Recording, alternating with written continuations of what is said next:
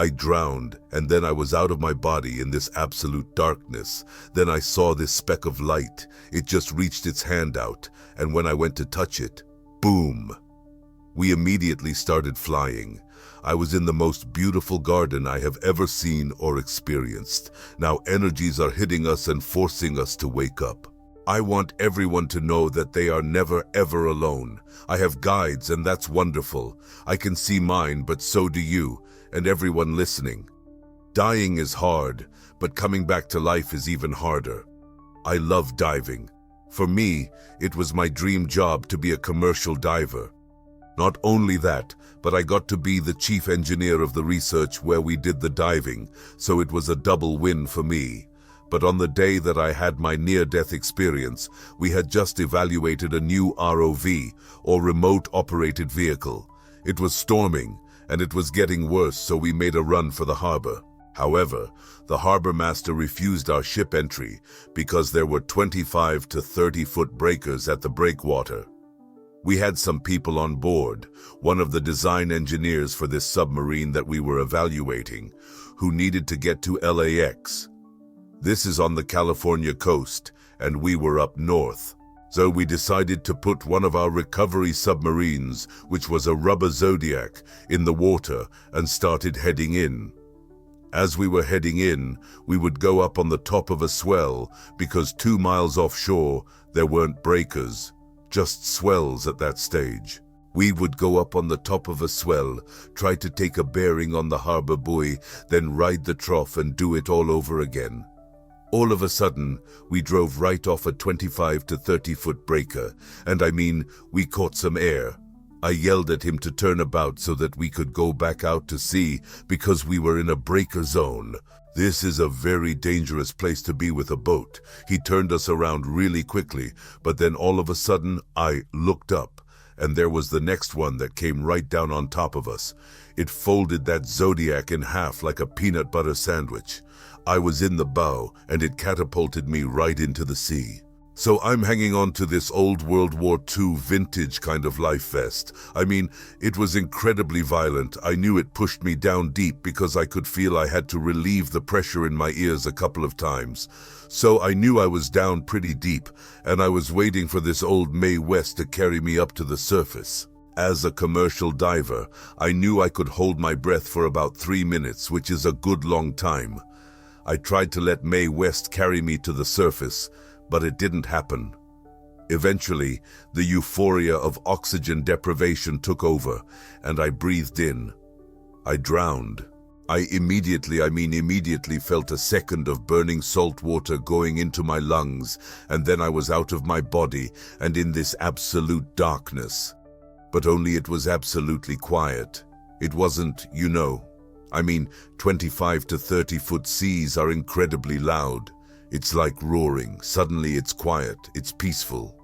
I don't feel like I'm being tumbled and tossed. This was in March. It's extremely cold water. I'm not cold anymore. I'm comfortable. I just feel like I'm suspended in this blackness. But also, I didn't really feel alone. I felt there was a presence.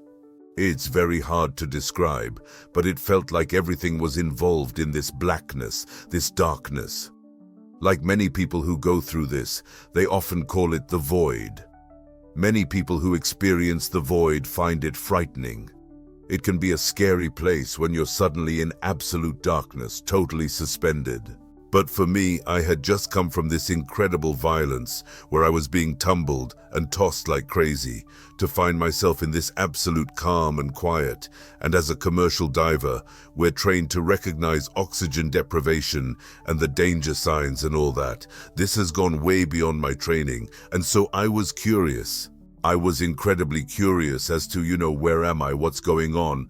And then I saw this speck of light. It was the only thing to look at in this darkness, and so you're just kind of drawn to it. As I paid attention and put awareness on this light, I felt like suddenly there was movement toward the light. To this day, I don't know if I was moving toward it or it was moving toward me, but there was movement toward this light. As I got closer and closer, I started feeling these waves of love. I felt almost like a warm embrace. I was just mystified by this, and so I kept getting closer and closer. The closer I got, I started to recognize that the light itself wasn't just a beam of light. It was millions upon millions of fragments of light. They were all in movement, and if you've ever seen like a school of fish, when they're all balled up together and suddenly take a change of direction, they all shift at the same time.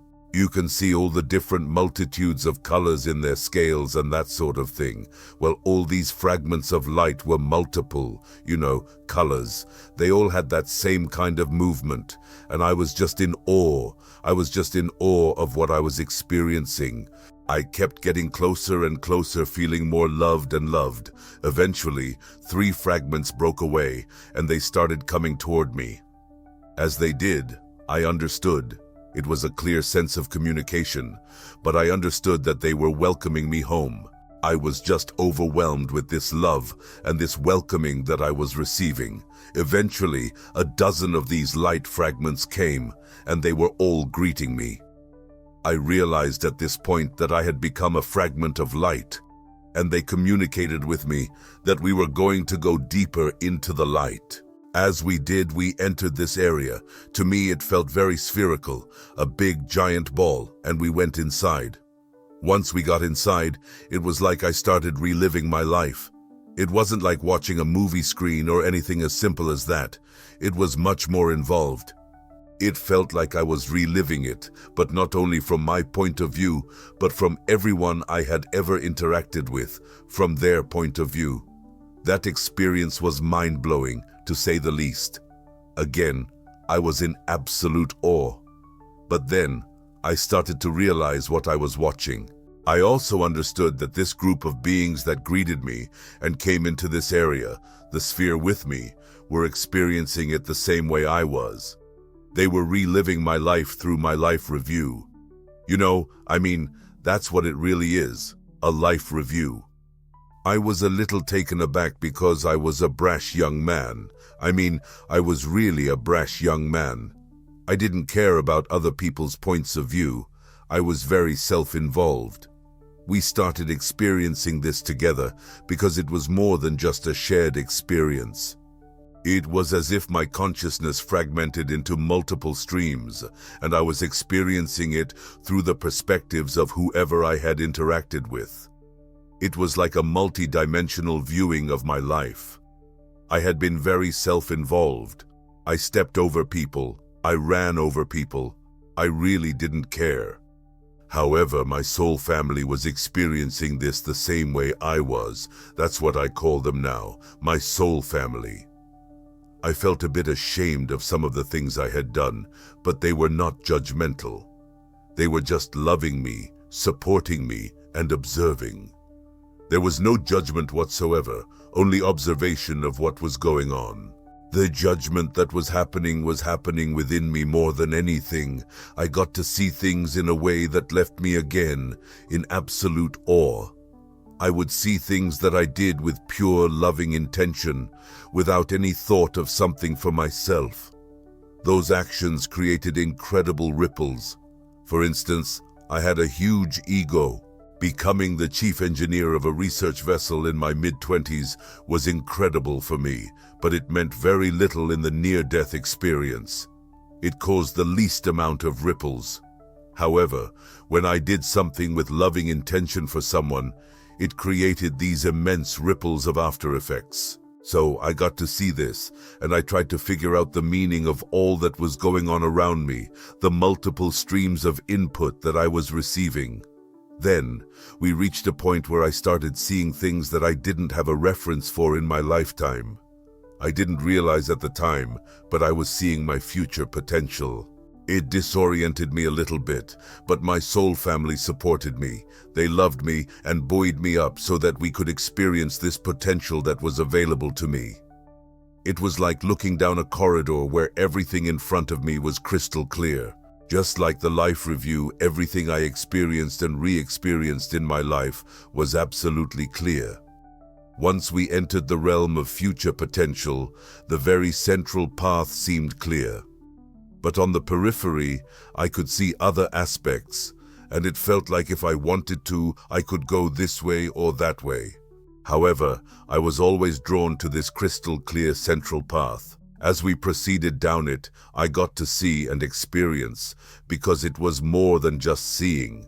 It was experiencing this potential future, and I reached the point where the light itself, okay, these millions upon millions of fragments of light, spoke in unison.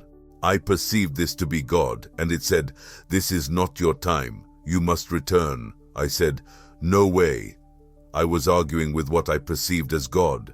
I said, "No, I've got a family that loves me like I've never been loved before, because my family on earth was, pretty dysfunctional. I was feeling loved like I had never felt before. I didn't want to go back to that body. That body is just broken for me." The light spoke one more time. "You must return. You have a purpose." It was with this parental voice that was just so loving, and the word purpose resonated. It just resonated through my being. With that, because we were in this light, we had this ability to, it's like we were connected to all the souls that ever were, and all the souls that ever will be. You have this expansive consciousness that's available to you, and that word, purpose, resonated through my body. I understood it. It was simple, it was efficient, and the only option was to come to the acceptance that yes, this is what really needs to happen. With that, I found myself outside my body, still in the breaker zone. There's an area in the wave cycles where you can get caught up and just keep spinning and spinning. My body was caught up in this like vortex underwater, deep, but I was standing outside my body, and the three original light beings that greeted me were with me.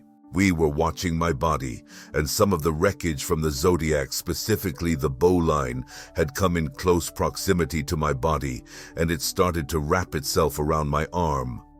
All of a sudden, another set of waves hit, and when they did, there was some air left in one of the pontoons of the zodiac. The zodiac popped up, and when it did, it cinched that line around my arm and pulled my body up. When it did, I got tangled up in the wreckage of this zodiac, and what was left of it, I'm watching this. I'm not in my body. I'm just observing this, and I had this sense of calm and a bit of, I have to say, almost like mystery. How is the enormity of my light being going to fit in that body? That's what I was pondering while all of this was going on. Another set of waves came, and they started pounding my body up against the wreckage. When it did, it pushed some of that salt water out of my lungs.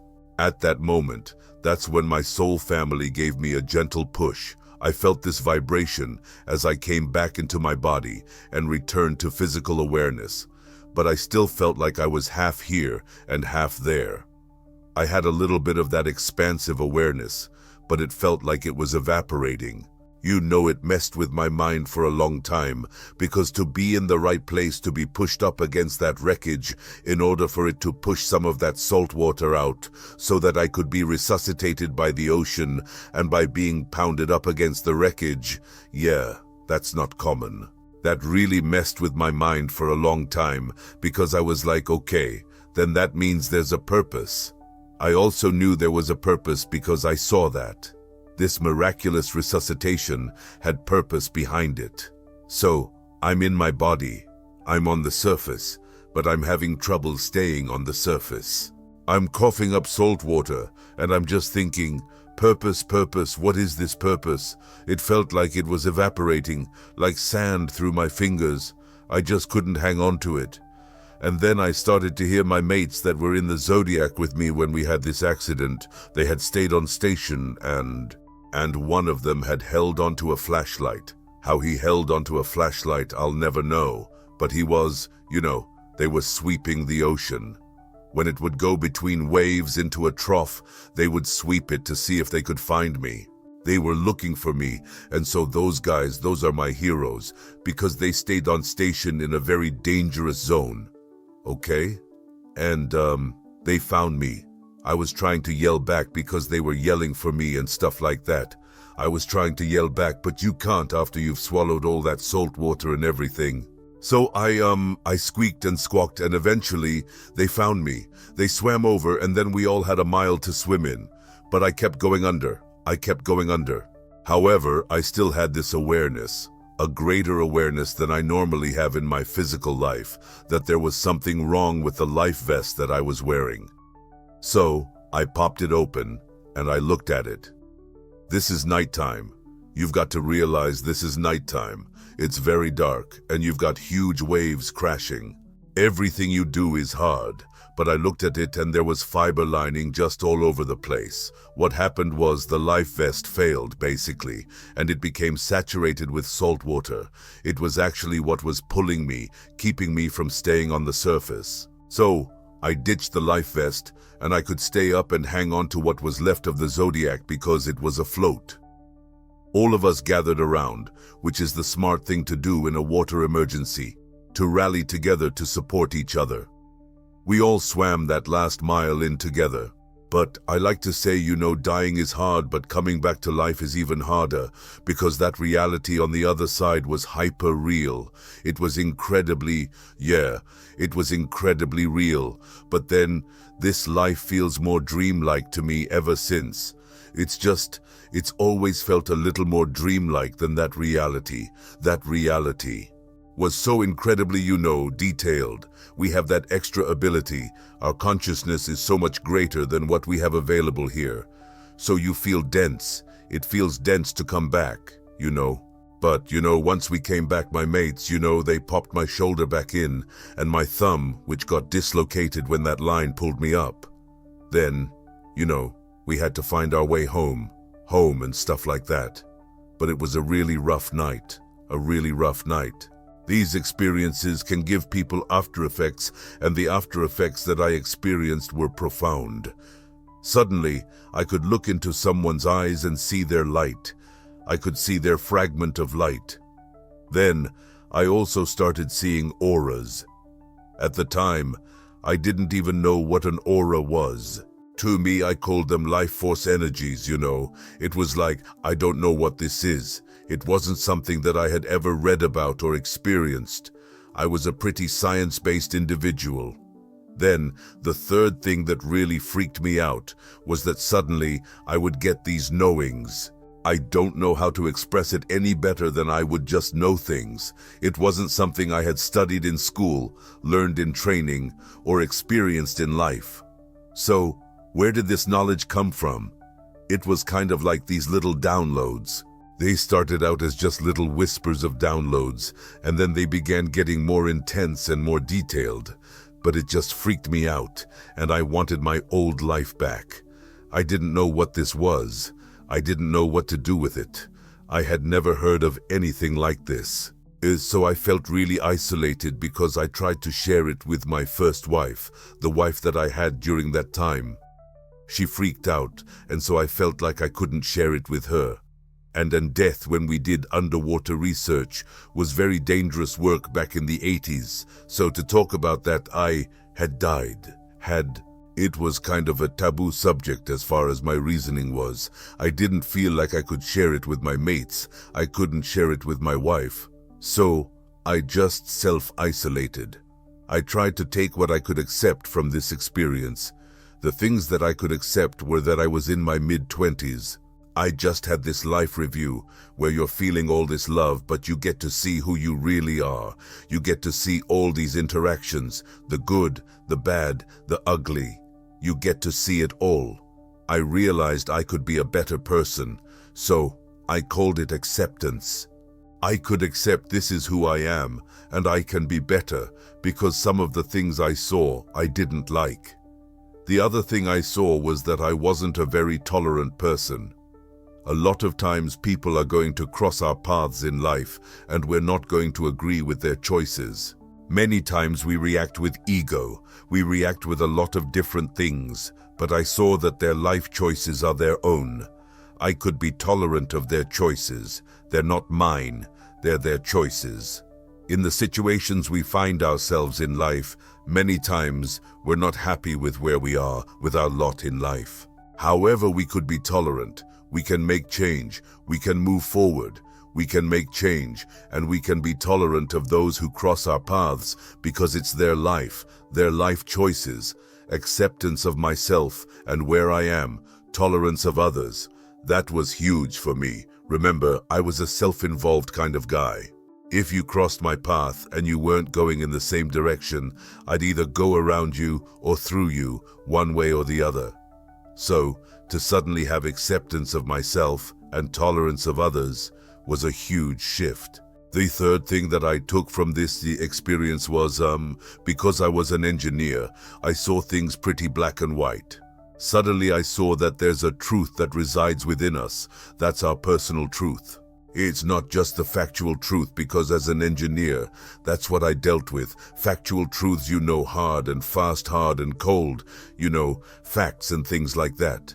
But there's also a truth that resonates within our heart, and we feel it in our heart a lot of times. I call that personal truth. So those three things, acceptance, tolerance, and truth, kind of became my mantra. The rest of it talking to what I perceived as God, a soul, family, and a life review. All of that I tried to box up and put away. I tried to, because I wanted to get on with my life. I didn't feel like I had anybody to share it with, and I didn't want to. I also felt like I was going nuts. So, you've got to deal with it somehow. That was my way of dealing with it, to try to forget about it. But I could accept those three things because it stays with you. That's the problem with, it's not really a problem, but what happens after these experiences, they stay with you. It's like a part of your everyday now. 11 years later, I had a second experience. Yeah, I was meditating, and I was told to return to the light. I relived the entire experience. Only this time, I had lived 11 years beyond the initial near-death experience. In those 11 years, I got this in the life review. I got to see how much I had really changed. So after that second experience, they call it a near-death-like experience. If you've got to put it in a category, that's what they call it. What I learned from that was, I had to accept the entire experience. I couldn't just cherry-pick acceptance and truth, I just couldn't cherry-pick. I had to really honor the entire experience and start to bring it into my reality. One of the things that I saw in my near-death experience when I was looking down that corridor of my future life was that I was going to have cancer in my 40s. So, a few years went by, and I'd had that second experience. Then I'd also had a number of small experiences that helped me to really integrate these spiritual experiences. But I always knew that I was going to have cancer at some point because I saw it in the life review. However, I thought it was going to happen, like in my 80s or 90s, something like that. But all of a sudden in my 40s, I'm sitting at my desk. I quit my life at sea. I started working as a manager in dialysis at a hospital. I'm sitting in my office, and suddenly my back felt like it exploded. I was just viewing everything through this red haze of pain. Fortunately, here I am, working as a manager in a hospital. So I told my director I went into her office because I was supposed to have a meeting with her. I said, I'm going to go to the ED. I'm in a lot of pain. So I went to the emergency department. I presented myself. They did x-rays, they did a whole bunch of stuff, they did a bunch of tests. I'm in the emergency room, and the nurse comes in. Now this nurse I knew personally because she was one of my secretaries while she was going to nursing school. So she comes in, and there's tears in her eyes. She's like, Dave, the doctor's going to be in here in a minute. I recognized that moment from my life review. I had seen that in the life review. At this point, I had enough spiritual experiences that I was like, wow, I know what's going to happen. I know when he comes through the door, he's going to kind of be hemming and hawing, just, kind of thinking, how do I present that this guy, has terminal cancer? And so he's kind of reluctant when he comes in. And sure enough, he comes in and she's teary-eyed, and I'm, telling her, oh, don't worry, everything's going to be okay. Because when the doctor finally tells me, he's like, we'll make you as comfortable as possible because this is really severe. I was like, whoa, wait a minute. I saw I was going to have cancer, but I also saw I was going to live beyond it. However, I wasn't prepared for a really bad case of cancer, you know? There was a moment where it was like, wow, this could be my ticket home. I could go to the other side. But also, there was the other side where I had seen I was going to have cancer. Yet I also saw I was going to live beyond it. There was a great purpose in living beyond it. So I was like, they wanted to do a whole bunch more tests, which they did. They were just going to give me morphine and Percocet and told me to get my affairs in order. That was in the emergency room, while they were working up the bone studies and all this stuff. Anyway, I found I had lesions, not only in my lungs, but it had metastasized into my spine. It had eaten away 2.5 bones of my thoracic spine, and my spine had collapsed because the tumor could no longer support the weight of my spine. They found lesions in my hip, my brain, and my kidneys, so it was stage 4 rapidly expanding, and they didn't feel there was much use in treating it. But I disagreed, because if I can say no to God, I can say no to these doctors. That's no sweat. So I picked my care team and we started treating it. But I also balanced it out with some holistic approaches. I had a very strong spiritual guidance, and I didn't like the morphine and Percocet because when I was really dosed heavy, especially with the morphine, I couldn't hear spirit. My spirit communication got cloudy and I couldn't hear it. That disturbed me more than the actual cancer did. I had some amazing experiences, one I would call an angelic experience where I saw how to get off of the morphine and use more mindfulness to control the pain so that I would have the clarity to be able to communicate, have my spirit communication. That was critical in my life, so I needed that in order to determine how I was going to overcome the cancer. I was very fortunate that within 6 months I was on chemo and radiation at the same time. Within 6 months, my spirit guidance was telling me that things had improved. I asked if they would do another PET scan because that shows all the active cancer cells, They, begrudgingly, it took a while, a little bit of convincing, because in their reality, I was on the road to, to the grave. They didn't even want to treat me, but it was because I had patient rights that I was able to get the treatment that I wanted. They thought that these were extra unnecessary measures, and that the testing would just be something else. They were trying to keep me, They were trying to keep me comfortable. They were trying to reduce stress and stuff, so they felt another test that just showed that I was dying of cancer wouldn't be good for me. They kind of put it off. But then I insisted, and I got my test. But then nobody read the results for nobody wanted to read the results because they didn't want to give me the bad news. They were trying, in their minds, they were being compassionate. But, but anyway, I was able to convince there was a nurse in the oncology unit where I was getting treated that, his brother worked for me in dialysis. I knew him, and so I said, hey, I couldn't look at my own chart, but I said, would you look at the results of that exam, that PET scan, and let me know? He says, well, I can't let you know, but I can let your doctor know. And so he told my doctor. And then the doctor came in. He goes, oh my God, blah, blah, we've got some great results. We're going to do some more tests. I said, well, I'll do some more tests, but we're going to stop treatment because I know the cancer's gone. So they wanted to continue treatment, and I stopped the treatment. I said, I don't need to. The cancer's gone. I'm going to go on with my life. I had to live with a collapsed spine for almost a year before they would agree to even do the surgeries. I live now with a titanium construct to rebuild my spine, and I lost the feeling in my feet and my hands. So I'm very severely disabled, and I live with pain because the titanium and the bone they don't expand and contract at the same rate. So they create a lot of pain, but that's my life, and I choose not to allow that to keep me from living. In life, it's kind of like a pendulum in a lot of ways.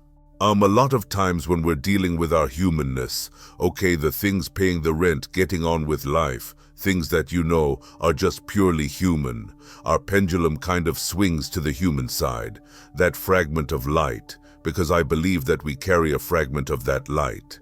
But the totality of our light still really resides in the one with all the other fragments of light. I call that oneness. So we carry a fragment of our totality with us, but it expands and contracts as we need. When we're dealing with our human side, our fragment of light isn't that much. It's a smaller percentage. But then when we swing our pendulum to the spiritual side, that fragment just naturally expands as needed. It's there for us to draw upon. But most of the time, we feel like we're these separate individuals forging our life all by ourselves. So we don't realize that we have this available to us. What I've learned is that when we touch that light, we can go back into the light. And when we do, we have the ability then to expand our consciousness a little bit and then come back and live our life. We bring more of that loving intention with us. After you have those experiences, you feel this duality of your spiritual self and your human self, but bringing it together is what every experiencer really wants. Then you start to realize that there's this interconnectedness that we all reside in, but we don't talk about that either.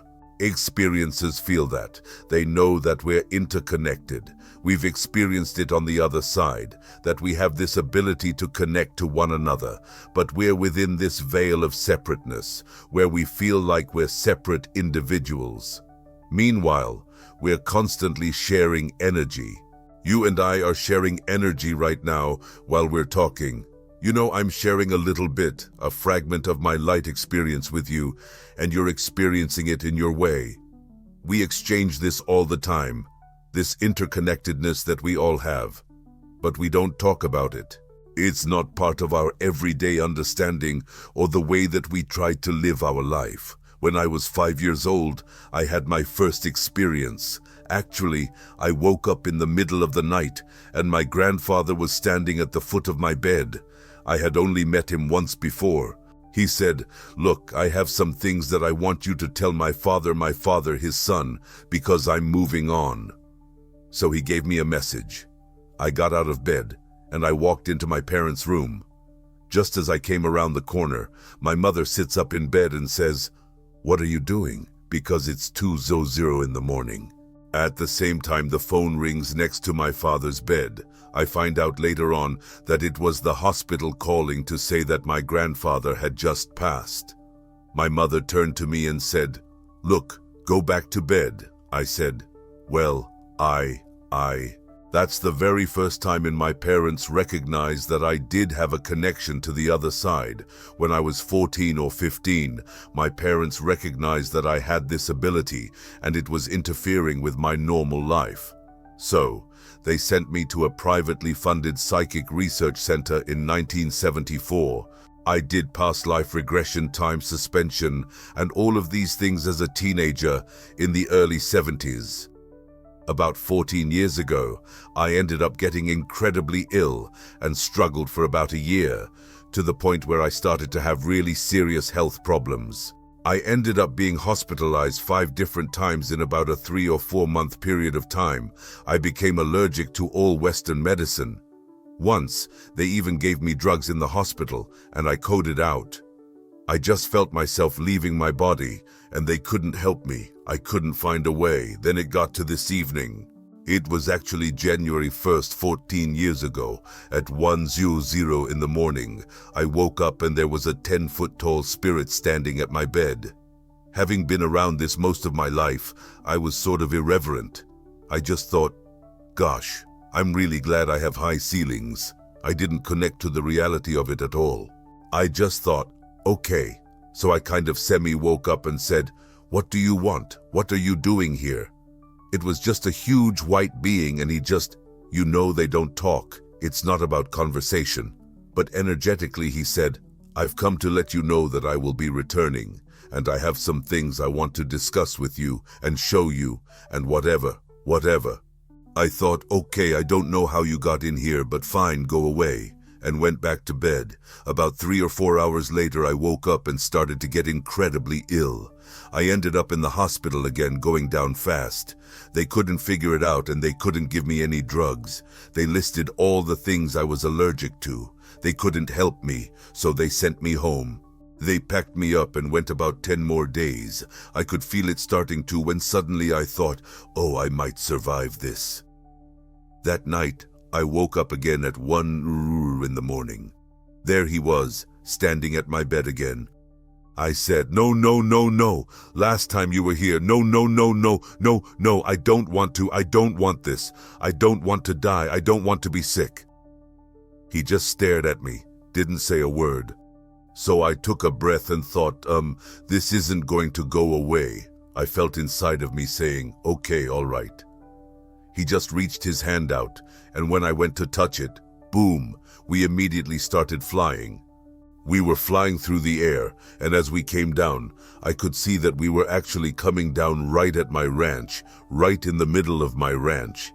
It was like one of those silly dreams where you're flying, and then suddenly you're walking fast to stop. We both did that. This spirit was walking in front of me, picking these things out of the ground, these black spikes it looked like. I said, "What are you doing?" He replied, "These are still energetic remnants from past civilizations that are in the earth, and I'm clearing them because this is a sacred ground that needs to be reinvigorated." I said, "Okay," and I was still just following behind him as we walked. I asked, "By the way, what's going on and who are you?" He said, "You can call me father." I thought, well, yeah, my father's dead, but you're not. Well, maybe it's another father from another lifetime. It was all going so fast. We walked a little further, and I could see on the left a huge campfire with a dozen ancient Native Americans gathered around it. He walked up to it and turned to me saying, "You have to understand that we're going to teach you, and we're going to train you in how to be one of us." I thought, okay, but I don't even know who or what. The short of it is, for the next 13 nights, every night he came to me, put his hand out, and we flew to the same spot of the ranch. The other 12 ERs met us, and for a couple of hours every night, they sort of downloaded me. I don't know how to explain it, but they were giving me this information, teaching me about ancient wisdom. With it, they gave me a chapter of a book that they wanted me to write. It was 13 nights and 13 chapters. After the third night, because the father would give me the chapter first, he would kind of give me the information. I felt it. It was almost like a seed that just came into me, and it had all of the information in it. I would suspend it while I went through this education with the ancients every night. After the third night, I started to get really sick. Really sick. I was talking to my wife again, and I said, "You know, I don't know what we're going to do. I don't know if I'm going to make it. I can't go through these dying experiences." So that night when Father came, he said, "Look, we recognize that the physical body is not holding up to what we thought it would." He created literally a seed, and it looked like this monster Easter egg. He said, "At the end of each night, I'm going to give this to you. In it is the chapter, and that way you don't have to hold it in you while we go through the lessons." When he put it in my hands, you could see the top had this incredible seam to it. This amazing white light was coming out of the seam. When you moved your hands up, it opened up like a flower, and the words just came tumbling into me. It was that chapter of that thing. So at the end of the 2 to 3 hours every night, I would wake up, go downstairs, and write out what was the chapter in the book. On the 7th night when I showed up, there was a much larger fire, and everyone was up. There was a big celebration that seemed to be going on. I said, "What's happening?" They said, "Well, this is your night of rites." I asked, "Rites for what?" They replied, "We're going to again make you one of us." One of the ancient natives walked over from the fire, and he tore off a small portion of his cloth. He had on like an animal skin top and bottom. He tore it off and handed it to me saying, "Sew this onto your shirt." I turned to Father and asked, "What is this?" He replied, "We don't have words for all these things. You ask all these questions." I was like, "Okay, but what's going on?" He said, well, in ancient history, it's been called once or twice the exchanging of the cloth. I still didn't quite understand it, but when I put it close to me, I could see it sewing into my own cloth. He said, now I want you to understand that we're going to give you your rights. We want you to take a section of Mother Earth, a square, and we want you to be responsible for the health of that section. We want you to make medicine for everyone that lives in that square, and we want you to look after Mother Earth's health in this square. It happens to be the northern corner of Arizona, right where the ranch is. Okay, that makes sense. Do you agree to it? Yes, I agree to it. I mean, you're on the edge of dying. You're like, okay, whatever, I'm dying. So you're asking me for these commitments for the future. I don't even know if I'm going to make it till tomorrow. Okay, sure, I agree. It wasn't cavalier, but it's just so impactful and powerful. You don't even know what you're agreeing to. I asked, well, what are you making me? He said, well, again, we don't have terms for it. I responded, well, you have to have some idea.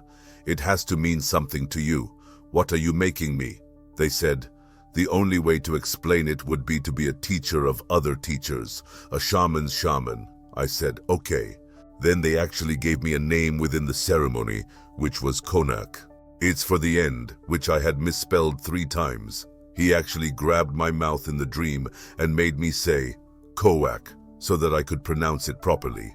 He said, this is the name that you have going forward. These are what you want, what we want you to do. The edict was, number 1, protect these ancient plants that are the greatest medicinal plants on the planet. I said, well, I don't know what they are. They replied, we'll teach you. They said, these make all of the medicines necessary for every living creature on the planet to survive. Then they asked, do you agree to create a center that will protect these plants and then help others around the globe make centers where they can grow these plants too and make natural medicine for them and their communities? Okay, that's what I agreed to. Then there were a couple more things that they went through. He said, look, from this point on, the rest of the ceremony you will not remember. It is sacred. It is not for you to understand. I blacked out and woke up about an hour later. I went downstairs, wrote down my experience and what I went through. Now, 14 years later, I've been able to sort of decipher all of the things and what it really meant. I didn't at the time, not at all really. It just kept coming so fast. But what happened is that when we get higher wisdom, when we get ancient wisdom, it actually has a frequency to it, just like our normal talking, but it is a higher frequency. So when you try to put that into a physical body on this level, it's like putting 10 volts into a 5-volt battery. It fries the physical body. Every time I would work with the book to try to publish it, to write it, I would get sick again. I would continually fight this getting sick, trying to get the book finished. If I would try to rewrite the book, I would get sick. They didn't want a word changed. They didn't want anything interpreted. It wasn't that they were so right. It was that they understood that when you put just the right words together, you elicit a response in the human body that allows them to think on a higher level. It's a very interesting concept. It's sort of like saying, look, see the dog run. Okay, you. Think, all right, I see a dog running. But if you say, look, time is the only thing that's important, your brain goes, what do you mean the only thing that's important? You start to think 50 different things. Well, is this time important? Do you mean a watch? Do you mean the future? Do you mean the past? So, a combination of 5 simple words can elicit tremendous thought and tremendous understandings. Another 5 simple words put together, doesn't do anything to you. So the book was written very simplistically, but it was put together in words such that every time that you read it, depending upon where you are, you'll actually get a different meaning from it. The 13th chapter is about the path karma, life force, coming earth changes, and how to heal yourself, the physical body and the ethereal body. It was what they claimed it to be, a basic manual for how every person on earth used to understand what it was to be here. Sort of. If you were an Atlantean, this is how you used to think. You used to realize you lived many times. You used to understand you are simply a ball of energy inside of a physical body in a temporary time. You used to understand that to heal someone, you actually had to change the frequency and the energy of them, not cut into them, not give them drugs, but actually change their energetic makeup. So, it was a basic manual that they say man had forgotten over the last 5,000 years, a basic understanding that every human being that used to live on this planet carried around with them. Now, the further explanation of it was that it wasn't that we got stupid, it wasn't that we abandoned it out of ignorance. They explained that the universe is this enormous sort of shell, almost look at it as like a tunnel, right? And because now there's 100 billion other planets that we've decided we finally realized, and there's 1 million other galaxies that exist, we, along with everything else, work in a complete rotation around that universal tunnel. We go in a complete circle as you're traveling around in this circle on the inside of the universe. You get closer to other planets, to other galaxies, to other energies. Those planetary influences actually affect our thinking. They raise our vibration or lower our vibration. They explain that for the last 2,000 years, we have been in a part of the galaxy that was hidden from most of the rest of the planets in the universe. Because of that, we were in the Dark Ages. We were not receiving the higher energies that exist in the universe, so we were not thinking in a higher way. The minds described that 2012 was not the end of the world, but a reuniting of the energies that exist in the rest of the universe. This change would alter the planet, the way we think, and the way we live. So, we basically came back into the right neighborhood to start thinking clearly again. Their book was supposed to be an introduction to help us remember how we used to think live and treat the planet and each other. At the end of 13 days, he came to me and said, "That's it." He explained that for him to have come down to this level and communicated with me was an extraordinary event. He would never be able to do it again, and I would never see him again. However, I was now a part of the others, and they would help me, these other ancient spirits, for anything that I needed going forward. According to ancient tradition, only true healers first heal themselves. They believe that great healers have near-death experiences and heal themselves so they can help others do the same. I had to start finding ways of making medicine. I began having dreams about what plants cure specific ailments. I learned that if you put these two plants together, it would cure that. I started to make medicine that began to heal me, but it took me over a year to become functional again. I owe a debt of gratitude to my family for putting up with this. They never expected I would. This healthy, very successful human being that suddenly was crippled. I couldn't do anything. I went divergent too.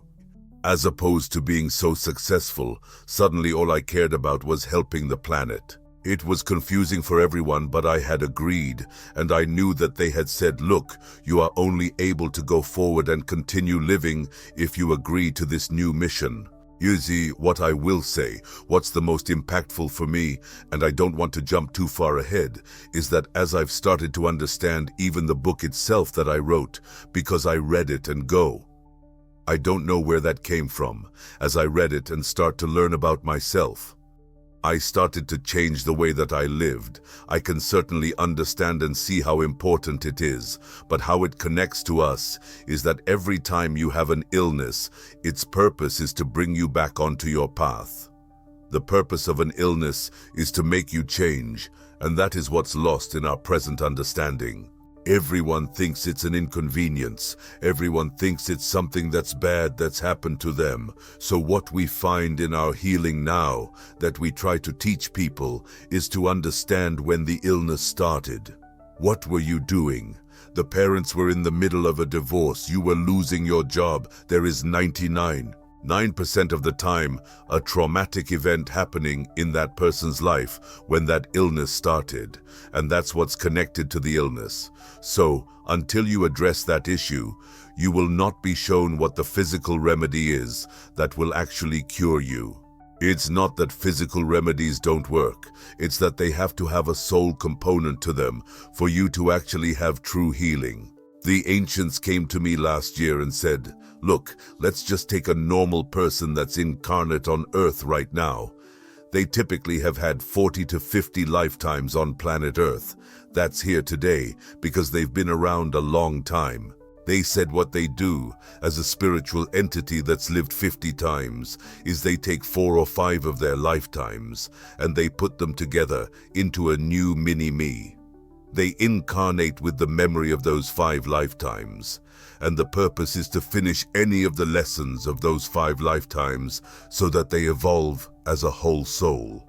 They lived as a carpenter, as a farmer, and as a doctor. They now incarnate with those 3 lifetimes memories, and they have those skills, but they have lessons that weren't finished.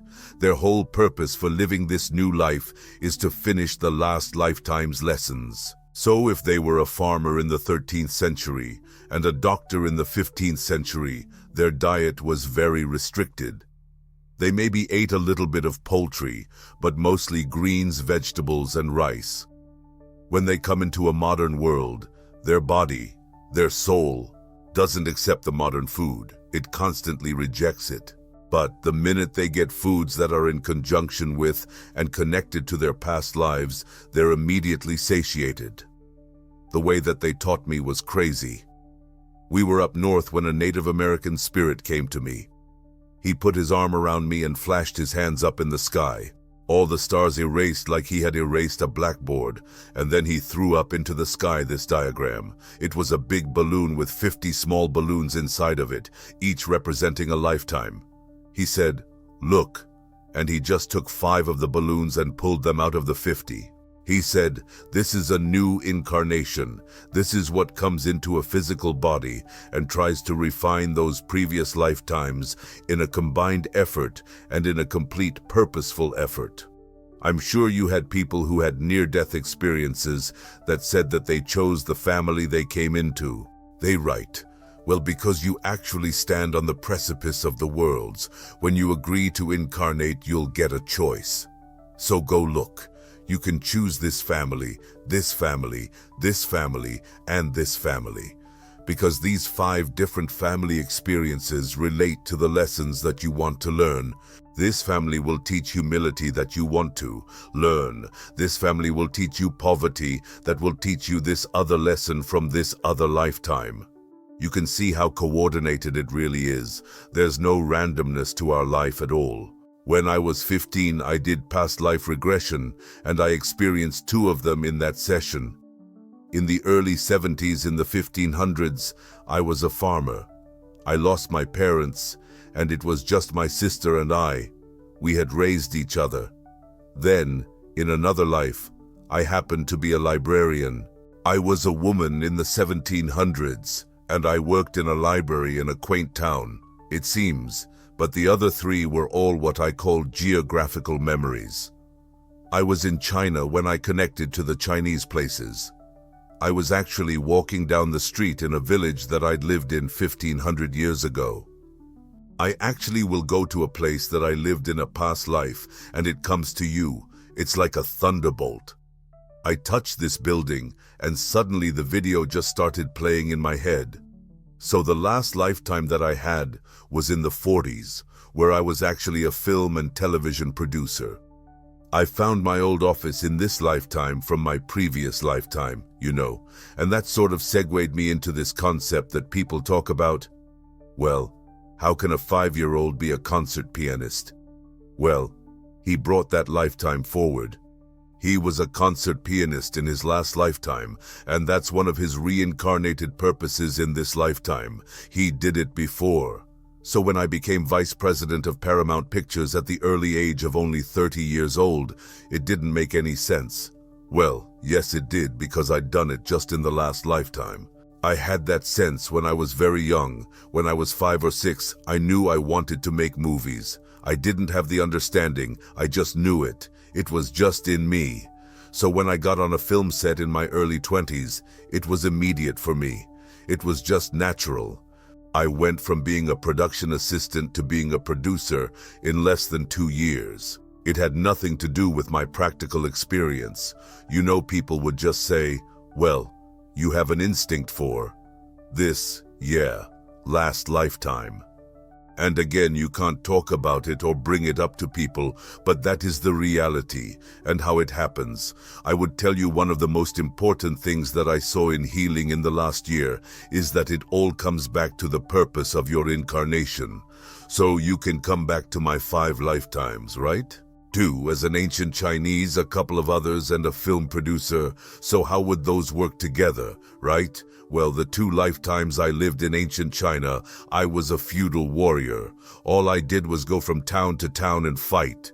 That's what you did back then, in 600 AD. You got hired to fight whatever warlord was going on for a couple of years, then you moved on to the next town and fought that fight. That's what I did. When I come into this lifetime and I'm given the circumstances that I'm given, what did I have to do? I had to fight for my life, and I had to find a way to right the wrongs to a certain extent. I fought with the purpose of trying to make the place better. I'm doing the same thing again in this lifetime. That's how they come together. You say, well, what about the librarian? Well, it's been incredible because I'm a voracious reader and have been since I was a child.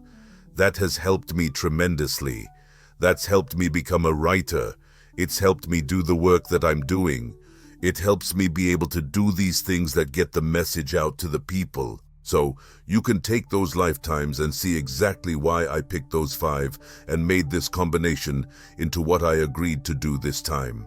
So all illness then comes back to if you are deviating from that path. If I didn't agree to become the healer and agree to write these books and agree to start helping and agree to start protecting these plants, I would simply exit. I would contract an illness and I would be gone because I would not be continuing the agreement that I have. Every time you incarnate with an agreement, and that agreement is you come to this planet if you agree to learn and you agree to evolve. In these new channelings that we've done in the last year and a half, it's incredible information. It all ties back to the first book. All the information is the same, but it's almost like it's the workbook. It's almost like the explanation of what these simple understandings really mean. To put it in a sort of concise bubble, the first 4 channelings are time, money, future, and negative thoughts. So you can't count money. You can't believe in time. Clock time is a man-made thing.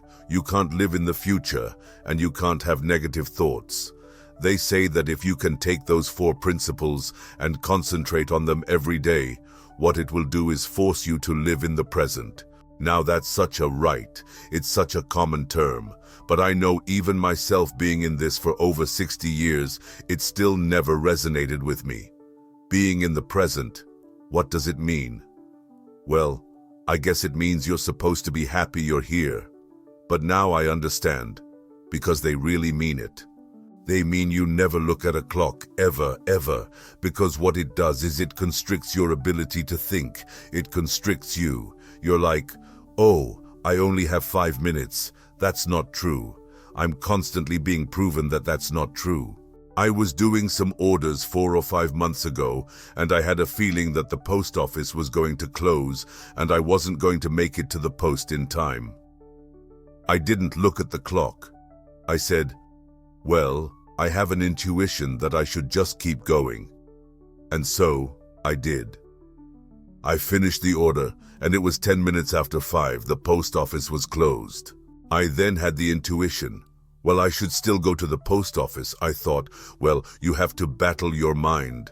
Your mind says, what, are you an idiot? You really going to listen to this stuff all the time? I put the stuff in the car and went to the post office. I thought, well, the grocery store is just a block past. I'll go to the grocery store if nothing happens. I pull into the post office. Sure enough, it's closed. I kind of chuckled to myself, and as I'm about to leave, I see the main gate open. The head postmaster, whom I know, is rolling out a cart because he's coming out to get all of the mail that's in the drive-thru. He sees me and waves. So I pull up to him and he says, "What are you doing?" I said, "Well, I kind of had these packages, but..." He said, "Put them in my basket." I put them in his basket. I didn't even have to get out of the car to go to the post office that day. But had I listened to the clock, I would have actually curtailed my ability to live in the present. I would have changed everything that I was doing. They say the same thing about money. The minute you count money is the minute you limit yourself. The minute you say, "Okay, I've got to raise $5,000 to buy a new car. I've got to work this many hours. I have to." Well, that's it. You've just told the universe that the only way you're going to get a new car is if you work more hours at a job that you hate. That means that nothing else can happen. No one can give it to you. You can't win it in a lottery. Your brother can't give it to you because he bought a new car and thought you needed one. Nothing else can happen but your limiting thought of, "I must now make money to get my thing." You can't count money. You can't count time. You can't live in the future. How do you do that? How do you do it in the modern world? I got to make a dentist appointment next week. You have to start operating intuitively. When someone says, "What are you doing tomorrow?" you have to say, "Living." But what are you going to do? "I don't know. When I wake up in the morning, I'll know." And they're like, "Well, no, you can't live that way." Yes, you can. That's how we lived for thousands of years. That's how the ancients lived. Do you really think the Atlanteans walked around with wristwatches on their wrists? No, all of that traps us into having a limited perspective and not being connected to everything, because the minute you pull back, you're not living in the future. You're not relying on money to create your things. You're not looking at a clock to determine when you should do things or how you should do things, and you have no negative thoughts. That's the other hard part. You will be in the present. It will force you to be in the present. What that does then is mean that you start to connect to everything because the brain is not running this minutia. I mean, the majority of the people out there have 100 thoughts in their heads all the time, and that's what separates them from the Creator and from the life force that exists amongst us. I can go a couple of days at a time without any thought. It's the only key to connect to exactly what's going on. So when I get up every morning, like the ancients, they would go to the river, they would wash their face, they would cleanse themselves, they would give thanks to the 4 directions, and they would sit in silence to wait for their intuitive direction of what to do that day. They would then be guided that this field is going to have a deer so that you can feed your family. This creek has berries that are finally ripening that you can pick. The only way you can connect to everything is if you have no thought. That's the only way it can get in. The ancients believed that everything is like a radio station, right? You can only listen to one radio channel at a time. If you put on 2 radio stations at once, what do you get? Noise, right? Nothing's discernible. Well, that's how most people are operating. They have so much going on that there's no room for their intuition to be heard. There's no room for their soul to actually connect and direct them. So they teach us to change the station if you want to learn something or hear something, but you can only stay on one station at a time, and that's what frequency is really about. So again, it's a combination of things, right? The biggest thing, though, is our planet moved into a part of the universe that now energies are hitting us and forcing us to wake up. You see it around you, and the couple of other channels that I've known for a long period of time have gotten other information very similar and have said that it's creating a division of the masses because, well, what you're seeing is that people are embracing it and suddenly becoming awake and aware. What someone would call a tree hugger is no longer this abstract concept. They're starting to say, look, I can understand what you're talking about. I can see a flower. I can feel a tree. I can hear things. And the other half is saying, no, no, no, no, no. I want to stay in my bubble. I want to have my riches. I want to have my big car. I want to have my big house. I want to have materialism. I want to be satiated on a physical level. I don't want to evolve. Because of that, they're fighting harder and harder to not wake up.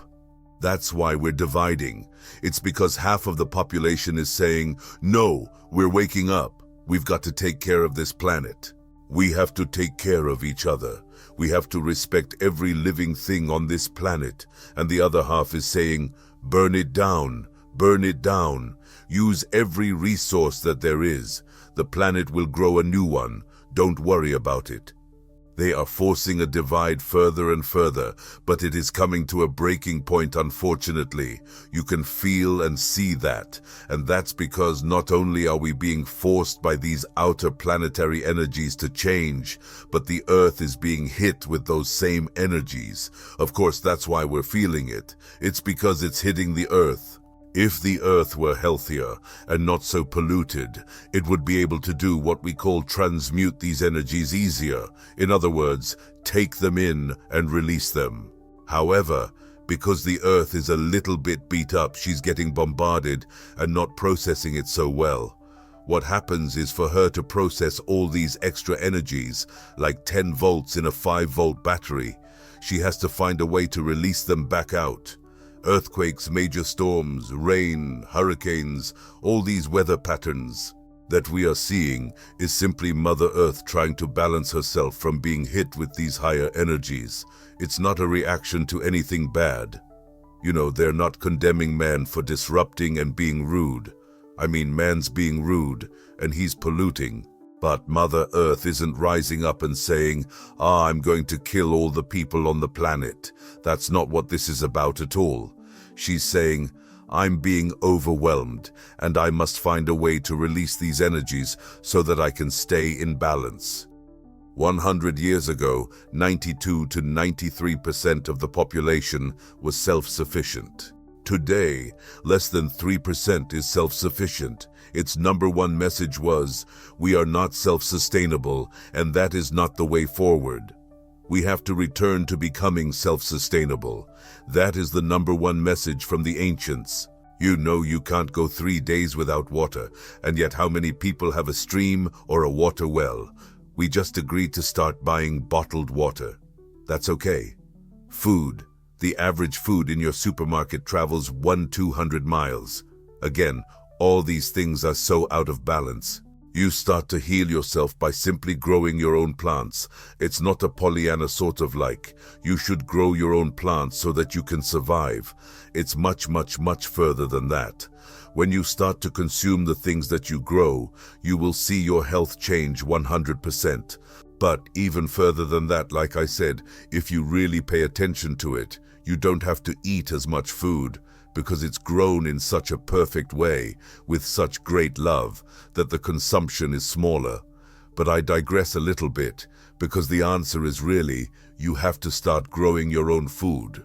You have to start moving towards being self-sustainable, not just because there's not going to be food available, but because that's the way this planet is supposed to be. The Creator didn't go and make this incredible world so that some entity could come in and charge you money for water, power, and food. Do you really think God created this world so that you have to make money so that you can survive? It is so out of control. It makes me mad. Mad, not angry, but just. What all of these resources are supposed to be free. We as human beings are supposed to enjoy the fruits of the earth, what it grows, what it has in terms of water, substance, making your own housing. All of that is supposed to be free so that you experience living on this planet in the way it's supposed to be, which is connecting to everything around it. Instead, we've created this world where you go to work, you do your job so you get your couple of dollars, then you go to your store so that you eat, then you go to sleep and you wake up and you do it again. That's not this planet. That is not the purpose of this planet, and that is not creating a spiritual evolution for anyone who is growing and learning. Living that type of life, start growing your own food. Start becoming self-sustainable, and that is the path actually to your spiritual enlightenment, because it will connect you to everything you have been disconnected from.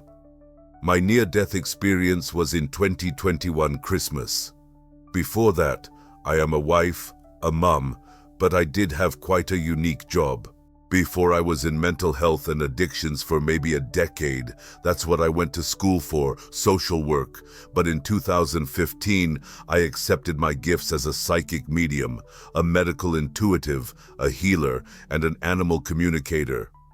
It's hard to remember them all, so I always say I was born different. I was like an 80-year-old 3-year-old. It didn't make sense that I was a kid and doing kid things. I was always introverted, a little bit more quiet, and I could see people that other people couldn't see. Until I was about, I can't remember, 4-ish. I didn't know that other people couldn't see all the people I saw, so I just thought adults ignored some people, and I didn't quite get why. Again, I was just mom, right? I've always with work because I kind of make my own schedule. I take summers off to be with my kids, and I take most of December off to be, I'm a Christmas crazy person, which I don't know why, because horrible things always happen at Christmas, but I still love it. It had been COVID, and in Canada, we did have like some pretty strict rules we had to follow. Even in 2021, that was going to be the first Christmas since COVID hit that I could have family and friends over.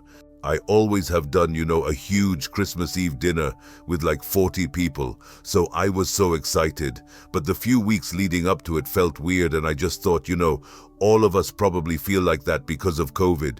We did a day of decorating gingerbread houses with the kids, my old foster kids, and my husband. It was an amazing day. Then at nighttime, like 8:00 or something, we were going to watch a Christmas movie because it was December 23rd. We were all excited. The next day was going to be our first big dinner. But I started getting like the worst headache of my life, like so bad that I couldn't even see straight. So I'm like, you know what, guys? I'm just going to go to bed. I feel horrible. Apparently, like an hour later, I texted my husband and said, could you bring me some Tylenol and Advil? They were still watching the movie because my head hurt so bad. He brought them, and apparently then I went into unconsciousness. I took the medication and thought I fell asleep. The doctors think I probably started having the stroke around 11:30 at night, and I didn't wake up until 4:45 in the morning. I woke up completely paralyzed on my right side and non-verbal.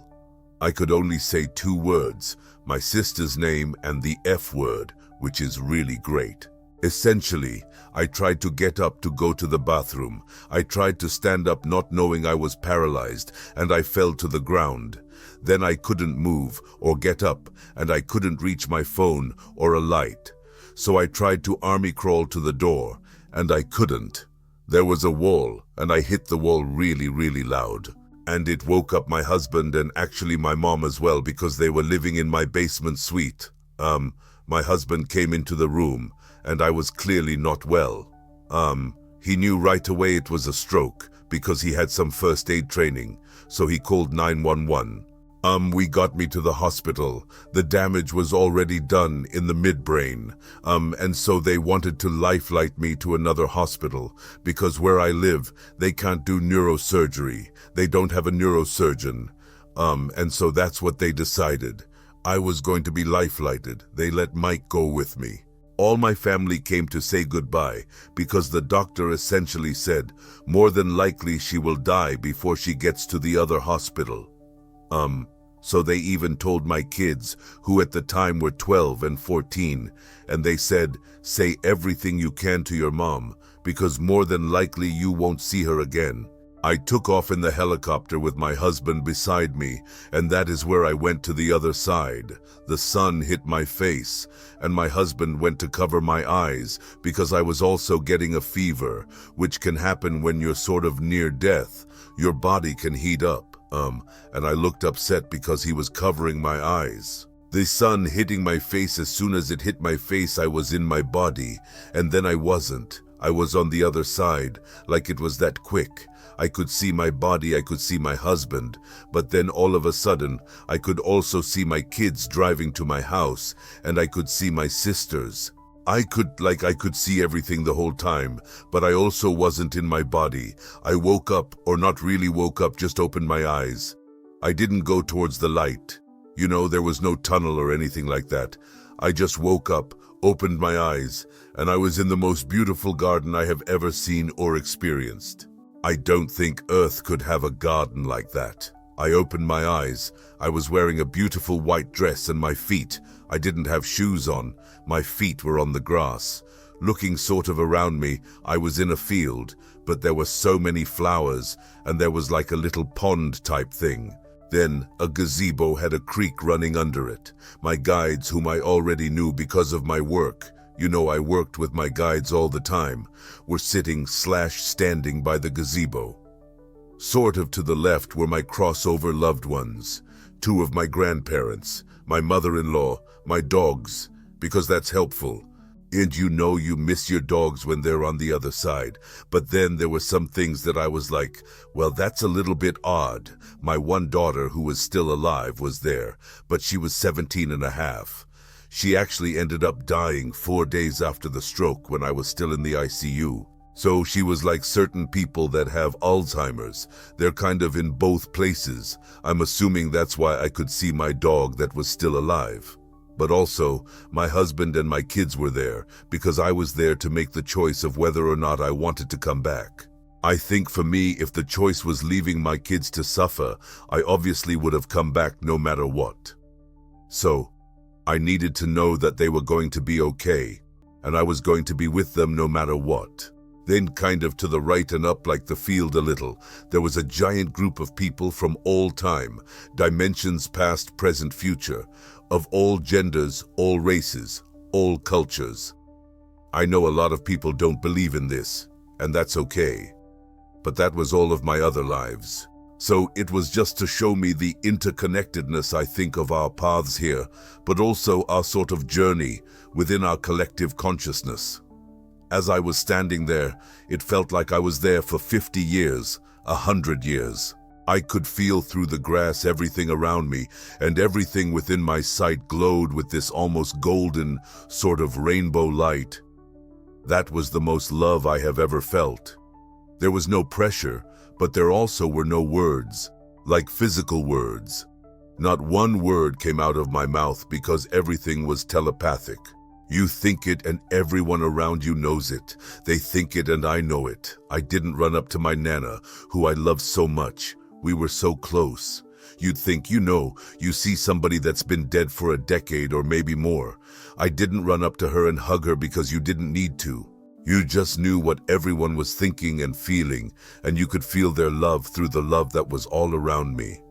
All of that I could pay attention to while also checking on my family.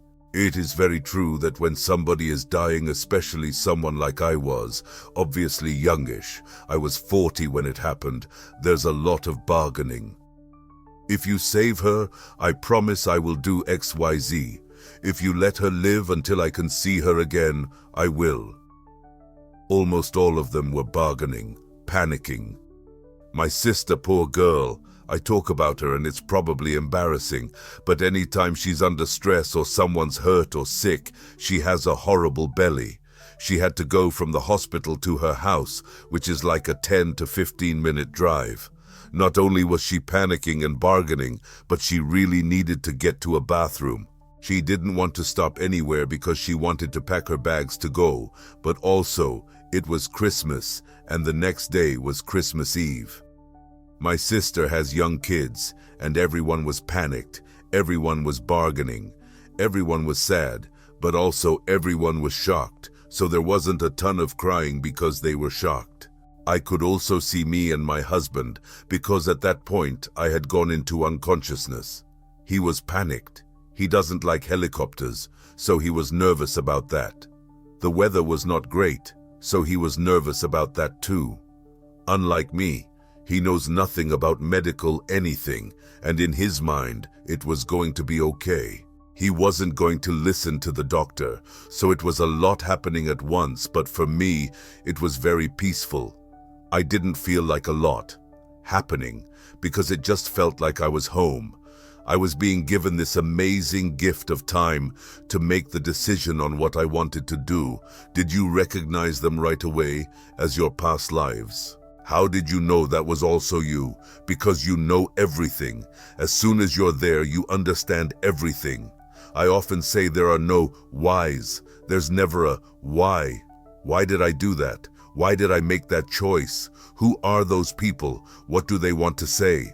There's no who, what, when, where, why, or how.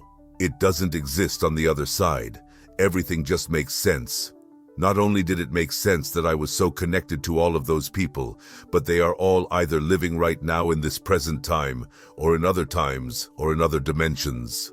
I also was very sort of connected to what I was going to do for the rest of my life if I stayed, and what all of my family would do for the rest of their lives if I chose to not come back. Nothing felt confusing, and I just knew. Because even though they didn't look like me, some of them looked similar, but they didn't look like me. It was like they were all me. I didn't need to kind of go, okay, who are you? Hello, where are you living? How are you living? It was like, okay, I remember that life, and I remember what I looked like, and I remember that path and everything I did. You just know everything. I think it's a blessing and a curse, because I wanted so badly to remember absolutely everything, every moment, and the amazing, enlightening things I was learning and participating in. Even though I remember quite a bit of it, it does fade. I call it like human amnesia. The things that I got to see or feel or hear start to fade so that I will stay here. Let me tell you, it's so much easier there. Coming back into a paralyzed, non-verbal body that couldn't eat or talk or do anything. I definitely wanted to go back. Can you tell me more about your guides? Because I haven't heard about that in a lot of other NDE stories, so I think, again, like it's unique to each person. So, in a way, I think we do sort of manifest. I think this is where people's argument comes in, like you made it up because you saw what you needed to see or wanted to see. Somebody else might just see black or it might not feel good. For me, I had a relationship already with my guides. My guides are Gail, Jessica, and Peter. Gail and Jessica were sitting there. Peter is a part of the collective consciousness. His name is not really Peter. I named him that because his name is weird, like K or Raw or some odd thing. It feels strange to call him that, so I don't. I call him Peter, which I know is weird, but it works for me. I had such a close relationship with them already that I was able to recognize them and walk up to them. I think a lot of people see what they call either angels or a guiding light or something like that. Not everybody is meant to get to know their guides in each human life. If you're not meant to, or if it's not part of your path, then they probably won't come and show up in your NDE. Maybe it will be a grandma or a loved one that says, oh, you know what? You have to go back, right? But not everybody will get that gift of their guides being there. My guides, because they knew me so well, and I had been working as a psychic medium in partnership with them since 2015, it just made sense that they were there directing me.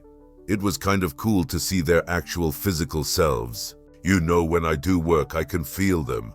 I can see them if I really need to, but not like concrete humanly.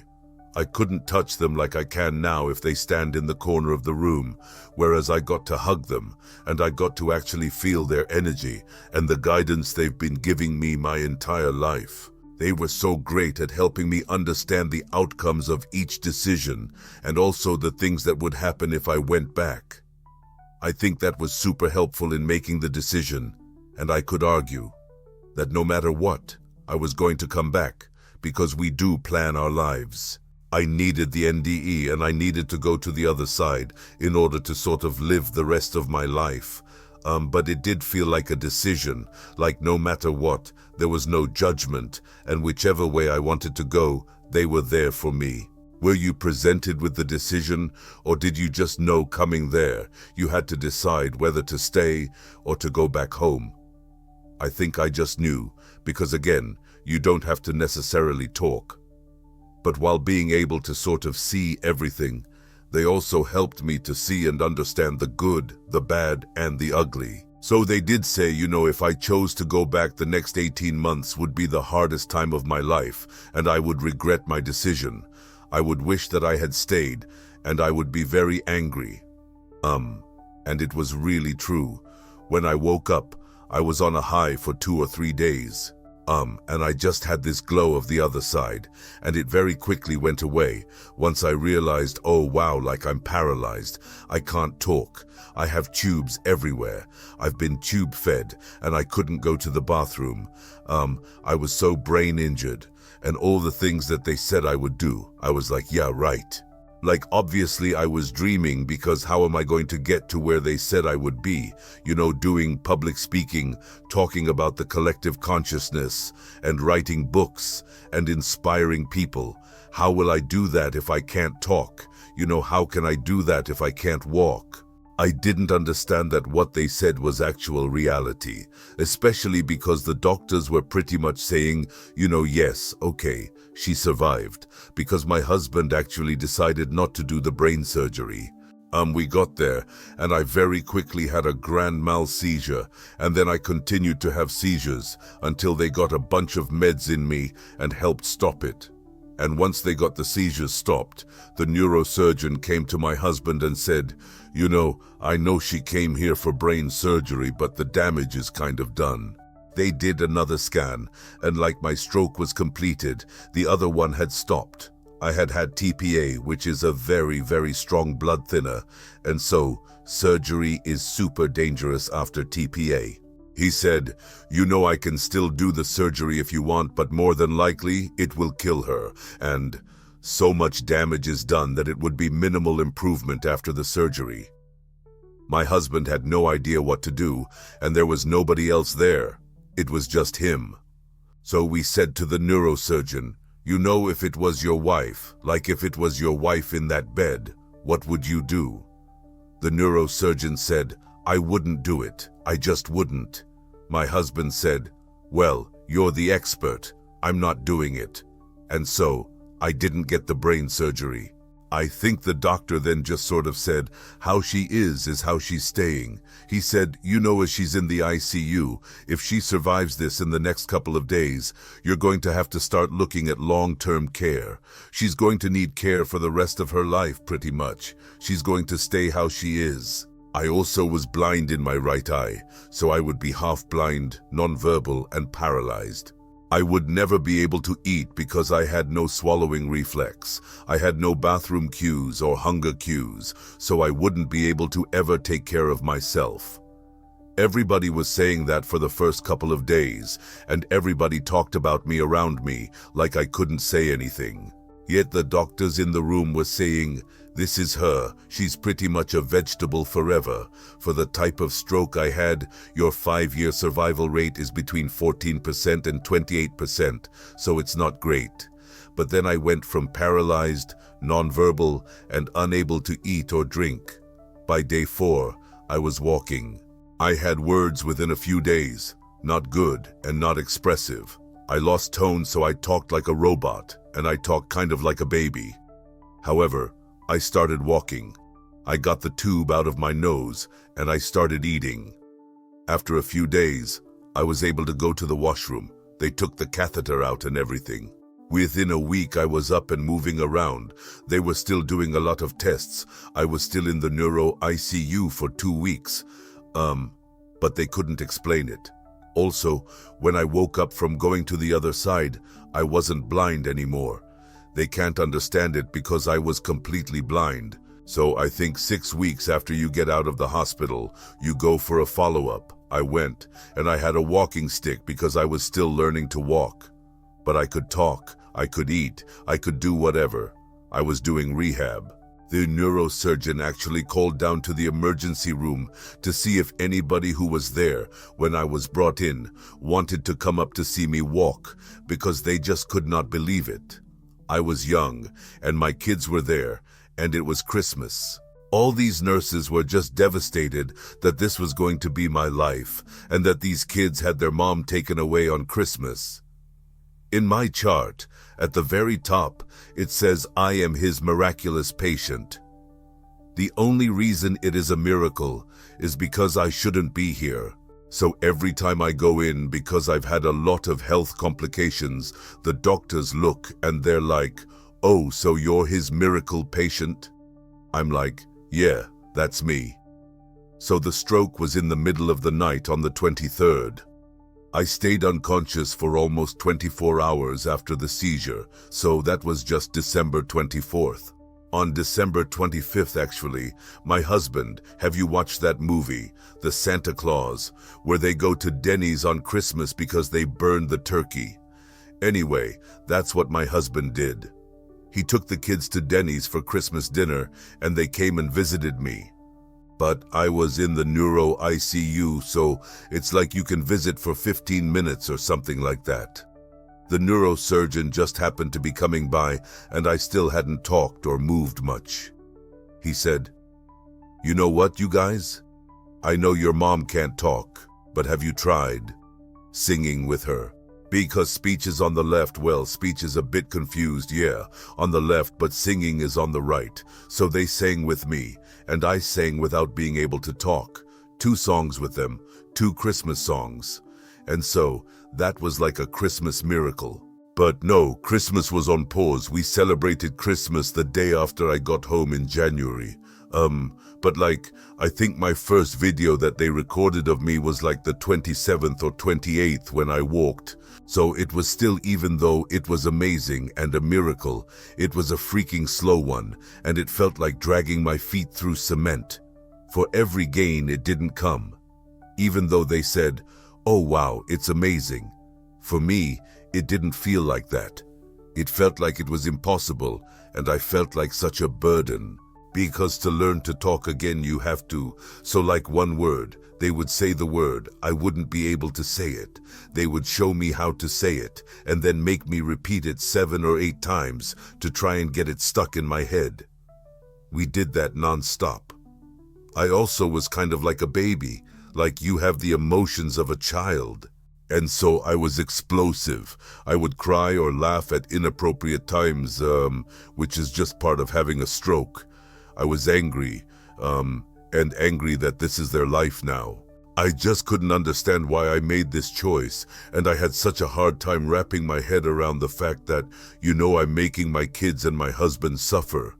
Like, it felt almost selfish that I chose to come back. Not forever, but for quite a while. I also was on very, very strong anti-seizure meds, and it made me not only feel very, very sick, but it made me have the urge to unalive myself, which is a side effect of certain seizure meds. So usually when that happens, it's just like people who take antidepressants and anti-anxiety. Sometimes the medication doesn't agree with them, and so you have to switch. They tried switching me. It almost killed me. So I had to stay on that medication for 6 months to protect my brain. And so I was battling, trying to recover, doing rehab, struggling with my process, and trying not to give in to the side effects of that medication, which is super hard. I was very open and honest. I talked to my family. I got counseling and stuff. They all knew it wasn't actually me. I didn't want to, but it was the medication, and there was nothing I could do about it. I always say it was like a bad country song, because it's like I had the stroke. I also then got COVID. My whole family got COVID. The COVID almost killed me. Then I got COVID pneumonia. One of my dogs died when I was in the hospital. Then my next dog died in March, and that was like so devastating. It was just one after the other. Every time it was like, okay, I feel a little bit better, something else would happen. Somebody would get in an accident, or somebody would get sick, or I would get sick, or I would have a TIA. It was non-stop. My guides were very right that the next 18 months would be hell. The first 6 months were the hardest. They also took my license because I had a seizure. When you have a seizure, you have to go on medication, and then you have to be seizure-free when you get off that medication for however many months. So I lost my license for the first year, but it just slowly kind of got better, and as I got more independent, it got better. The sort of cycle of every time I had a positive, a negative would come, or 10 negatives would come, it started just going away. Better things started happening. Then I just started feeling inspired again, and my guides started sort of speaking up again. I felt very disconnected from them for a while. At one point they said, you need to paint. You need to try to paint what you saw on the other side.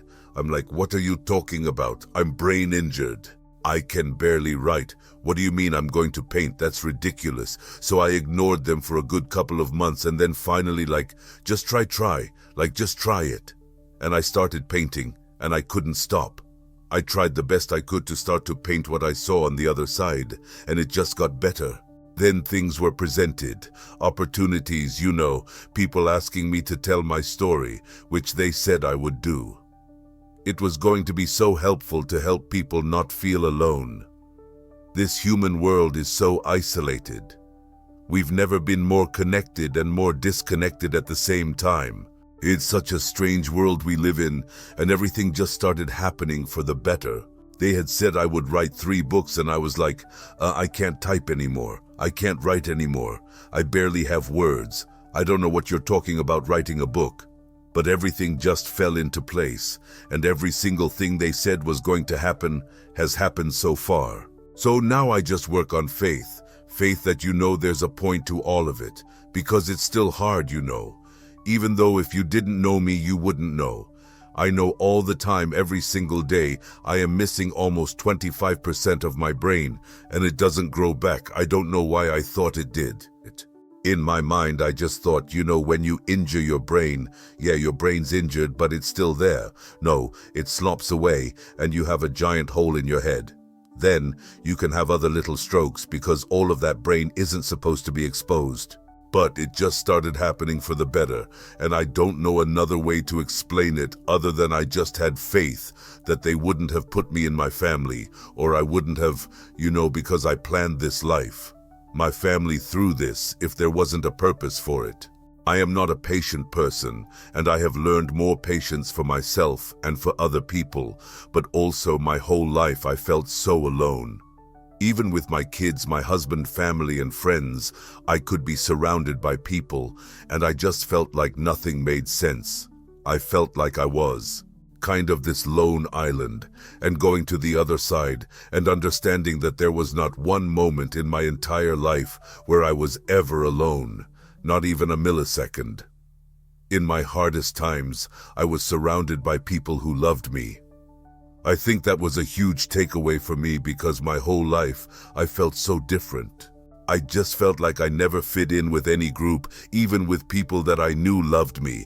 I felt like there was something wrong with me, and occasionally, not occasionally, 50% of the world does think there's something wrong with me. It's not okay to talk to dead people as a job or as a calling. It's not okay to talk about these things, not in a religious tone or whatever it is, but I have never felt more that I belong than when I'm thinking of and talking about the things that I now know to be true. Before I accepted my gifts, it was very out of control. They were just always there, and I didn't understand. I could see them, but I didn't know how to talk to them. I couldn't have a back and forth like we're having, okay? And so, it was just confusing because there were all these extra people around, and I didn't know what they wanted or even if they wanted something. Maybe they were just hanging out, and they actually didn't want anything. Once I accepted my gifts, they only would come around for a purpose. So it wasn't like they were just always around me.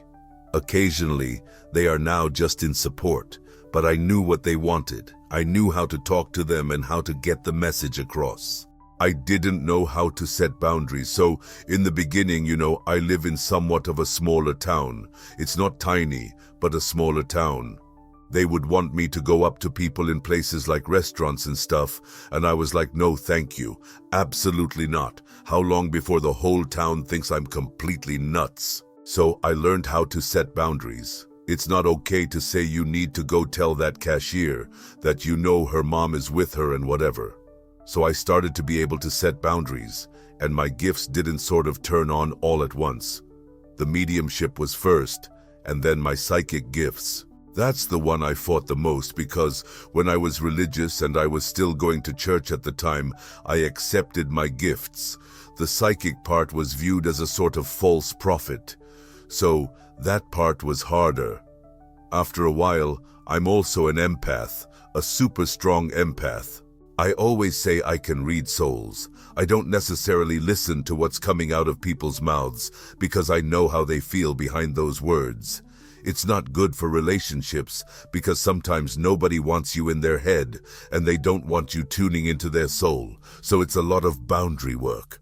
Then the medical intuitive and the healing came, and the animal communicating came after that. For me now it's just everyday life, and I have what I call a light switch.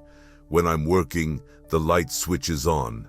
Right now, even though this is more like an interview about me, the light switch is on. My guides are standing in the corner of the room, helping me to tell the parts that they really want to be heard, as well as my stuff. Their thoughts become my words. When I'm actually working, I sort of put my human self to the side because I think I'd get really tired if I didn't. Their thoughts, like on the other side, are telepathic and their thoughts become my words.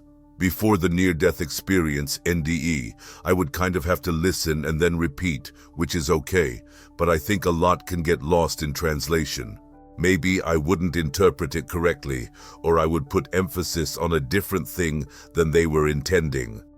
After the NDE, once I had the experience of complete telepathy, it's so much easier, which is crazy because I'm missing so much of my brain.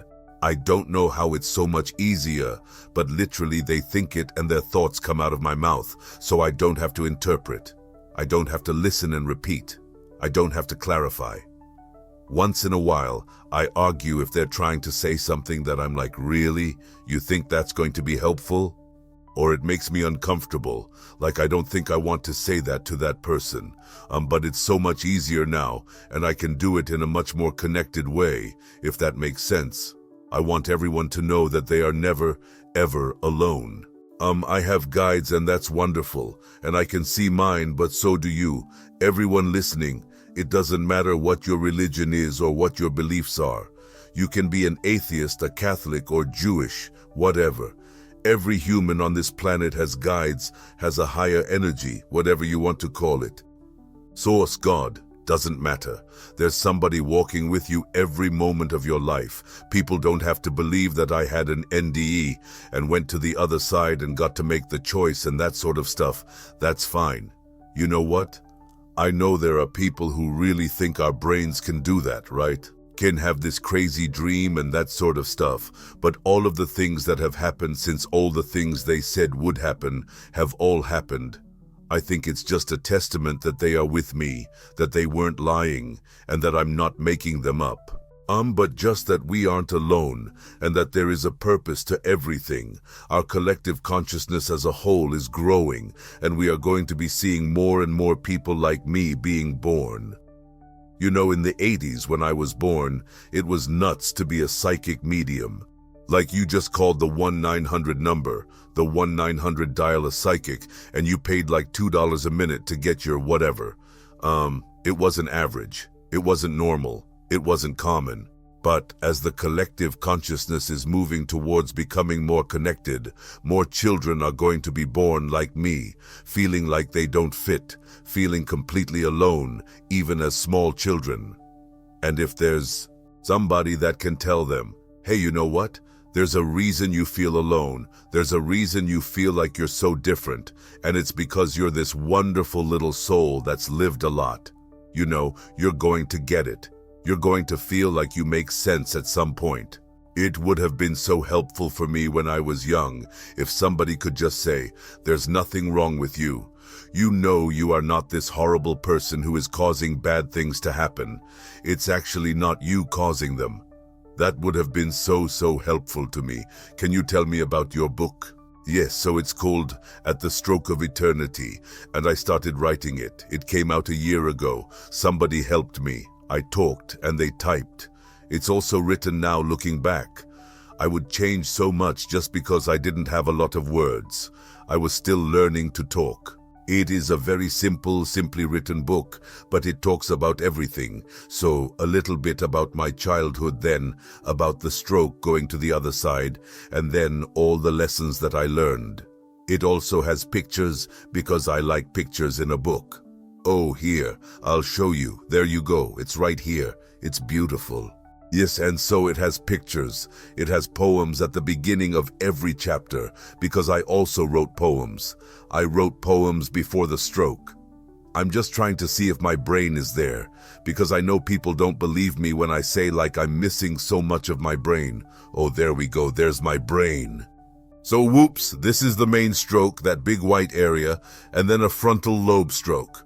Because people afterwards, so many people were like, yeah, right, like I've known people who have had strokes, you have not. I'm like, I don't know. I could fake a stroke like that. It doesn't necessarily make sense, but then, yeah. I also started painting. Some of my paintings are in there as well. I don't do anything with the paintings. They just kind of sit here, but I enjoy it. I have fun with it. That's beautiful. Yeah, but then the last. Each one of my guides has a chapter at the end. So there's a chapter for Gail, Jessica, and Peter. And then, yeah, there's a chapter on boundaries, because it's so important when you want to do any type of spiritual work. One on being an empath, because it's hard.